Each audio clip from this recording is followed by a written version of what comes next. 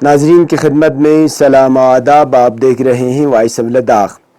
آج جمعہ ہے، فروری کے 9 اور رجب کی 28 تاریخ۔ آج کی تازہ ترین خبروں کے ساتھ میں سید ہاشم رضوی حاضر خدمت ہوں۔ آپ دیکھ رہے ہیں آپ کا پسندیدہ news channel voice of Ladakh.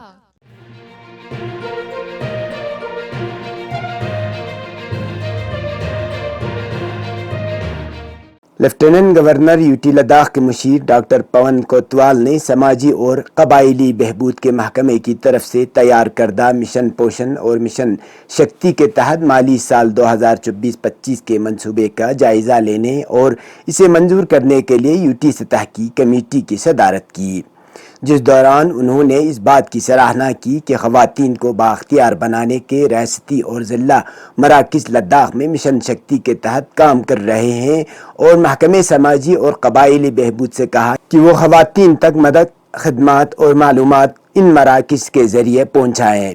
Doctor پون کوتوال نے زیرو MAM مہم کے تحت محکمے کی طرف سے لداخ میں 13 ICDS پروجیکٹوں میں غذائی قلت کے شکار MAM بچے کی شناخت اور ان کا پتہ لگانے اور غذائی قلت کو دور کرنے کے لیے اضافی غذائیت کی فراہمی پر زور دیا۔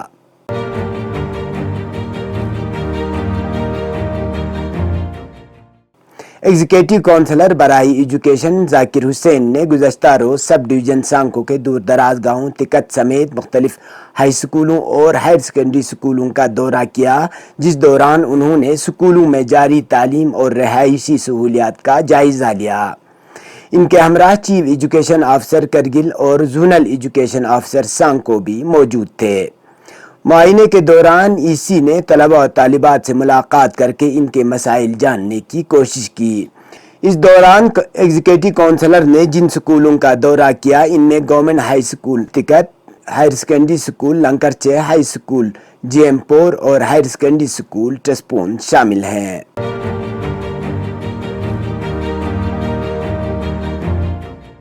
فضائیہ کے مدد سے چلائے جا رہے ہوائی سروس AN-32 کوریئر نے آج کرگل سے جموں اور جموں سے کرگل کے درمیان اڑان بھری، جس دوران 60 مسافروں کو منزل مقصود تک پہنچایا۔ اس طرح جموں سے 45 مسافروں کو کرگل پہنچایا، جبکہ 15 مسافروں کو جموں پہنچایا گیا۔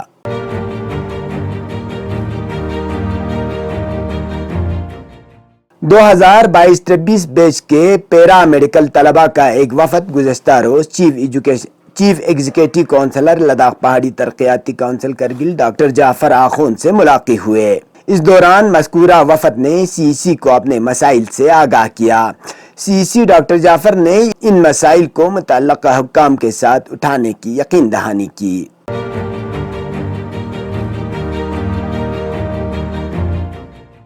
گزشتہ 24 گھنٹوں کے دوران کرگل میں درجہ حرارت کم سے کم -15.9 ڈگری سینٹی گریڈ درج کیا گیا۔ اسی طرح لیہ میں درجہ حرارت 15 ڈگری سینٹی گریڈ اور زنسکار میں کم سے کم -26.4 ڈگری سینٹی گریڈ ریکارڈ کیا گیا۔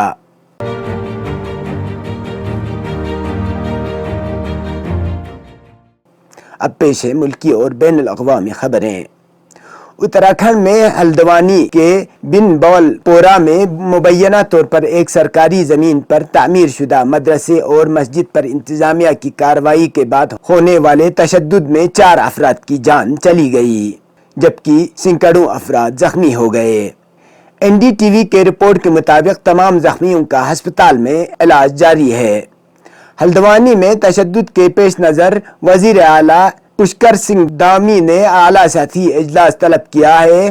انہوں نے principal secretary, superintendent police and intelligence کے دیگر اعلیٰ افسران کے ساتھ حالات کا جائزہ لیا۔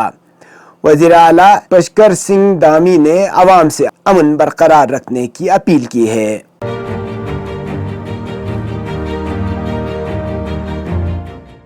سپریم کورٹ نے آج اتر پردیش حکومت کو ان طلباء کی کاؤنسلنگ نہ کروانے پر آڑے ہاتھوں لیا جنہیں مبینہ طور پر ان کے ٹیچر نے ایک مسلم طالب علم کو تھپڑ رسید کرنے کی تاکید کی تھی۔ سپریم کورٹ کی بینچ نے یہ مشاہدہ کرتے ہوئے کہ اتر پردیش حکومت نے عدالت کے احکامات کی خلاف ورزی کی ہے، ریاست کو حکم جاری کیا ہے کہ وہ ان بچوں کی काउंसलिंग करवाए जिन्होंने ने इस वाक़े को देखा है और अदालत में 2 हफ्ते के अंदर एक एफिडेविट भी दाखिल करे। सुप्रीम कोर्ट ने इस मामले की समाअत करते हुए कहा कि हमने हालिया TISS रिपोर्ट का मुआयना किया है जिसमें कहा गया था कि इन तलबा की काउंसलिंग की जाए जो मुस्लिम तालिब इल्म को जिस्मानी अजियत देने में मुलव्वस थे और जिन्होंने इस वाक़े को देखा है। बेंच ने कहा कि हमने रियासत को हुक्म दिया है कि वो फौरी तौर पर अदालत की जानिब से जारी किए जाने वाले अहकामात पर अमल दरामद करे।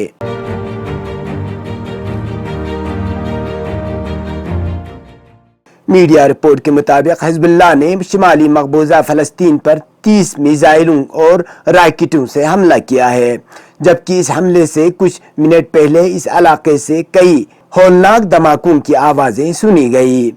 अलमयादीन टीवी ने जनूबी लुबनान में मौजूद नामा निगार के हवाले से रिपोर्ट दी है कि हिजबुल्लाह के मिसाइल और रॉकेट हमलों के दौरान मीरोन फौजी छावनी के करीब सियोनी हुकूमत के फौजी अड्डे को पहली बार हमले का निशाना बनाया गया है।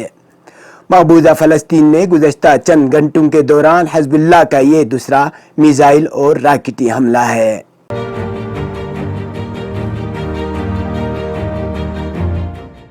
मीडिया रिपोर्ट के मुताबिक यमन के हुकूमत के सरबराह सईद अब्दुल मलिक बदरुद्दीन अल हौसी ने इलाकाई तब्दीलियों के बारे में अपने ख्यालात का इजहार करते हुए कहा कि गजा में सियोनियों के हाथों जराइम और नस्ल कुशी के वाक़यात अपनी इंतहा को पहुँच चुके हैं और ये जराइम फ़लस्तीनी अवाम के कत्ल आम के लिए सियोनी हुकूमत की मुजरिमाना कार्रवाइयों का सबसे बड़ा सबूत है। ये थे अब तक की खबरें। मुझे और मेरी टीम को दीजिए इजाज़त। अल्लाह हाफिज़।